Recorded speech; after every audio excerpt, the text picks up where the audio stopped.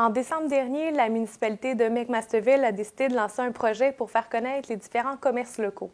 J'ai rencontré le maire, Martin Dulac, qui nous explique le projet du fil d'Ariane. Bonjour, Monsieur le maire. On sait que l'année 2020 n'a pas été facile pour personne et notamment pour les commerçants locaux. Vous avez déjà décidé à la municipalité de McMasterville de lancer le projet Le Fil d'Ariane. Pouvez-vous nous expliquer qu'est-ce que c'est? Bien, bonjour, Madame Quentin. Merci de me donner l'opportunité de parler de ce beau projet initié par la municipalité de McMasterville. En fait, l'idée, tout simplement, c'est de faire connaître nos commerçants locaux. On s'inspire un peu de l'initiative du gouvernement du Québec là, avec le panier bleu où on essaie d'inciter les gens à consommer le plus localement possible. Eh bien, nous, on a poussé la chose encore plus loin là, en voulant faire connaître les commerçants de la municipalité de McMasterville. C'est important, comme vous l'avez mentionné, une année qui n'est pas nécessairement facile là, au niveau des commerçants. Donc, on voulait donner là, notre petit coup de main là, aux commerçants locaux pour les faire connaître à la veille du temps des fêtes, mais aussi là, pour l'année qui s'en vient.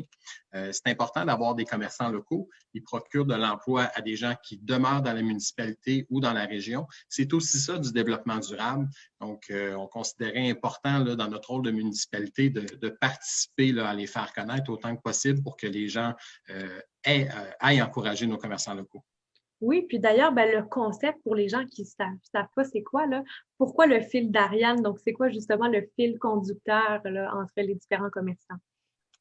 Donc, l'idée de base, donc, comme je le disais, c'est de faire connaître nos commerçants, mais on est allé un petit peu plus loin. Donc, le fil d'Ariane, c'est initié par la municipalité. Donc, le premier commerçant qu'on est allé visiter, Maillot Gabriel Hortense, la municipalité offrait un cadeau aux commerçants et en retour, le commerçant nous donnait un des biens qui est vendu là-bas et qu'on allait remettre au prochain commerçant qui, lui aussi, allait nous remettre un cadeau qu'on allait ensuite remettre à un autre commerçant. Donc, une façon là, de tisser des liens entre nos différents commerçants locaux.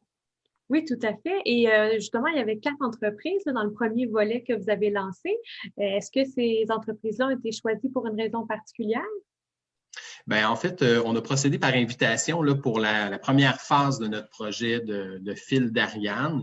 Maintenant, pour les phases subséquentes, bien, on va inviter les commerçants à se manifester. Ceux qui voudraient avoir la visite là, de leur maire, de moi-même, c'est-à-dire, ben, ça me fait plaisir d'aller les rencontrer pour discuter des produits qu'ils vendent dans leur établissement, des services qu'ils offrent, dans le but de les faire connaître à la population.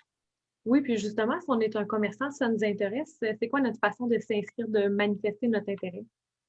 Ben, c'est très simple. Simplement communiquer avec la municipalité, mentionner qu'on est un commerçant et qu'on souhaite participer au projet. Puis on va assurer le suivi. Ça me fait plaisir d'aller vous rencontrer. Donc, c'est un projet qui va se poursuivre là, tout au long de l'année 2021. C'est ça votre objectif?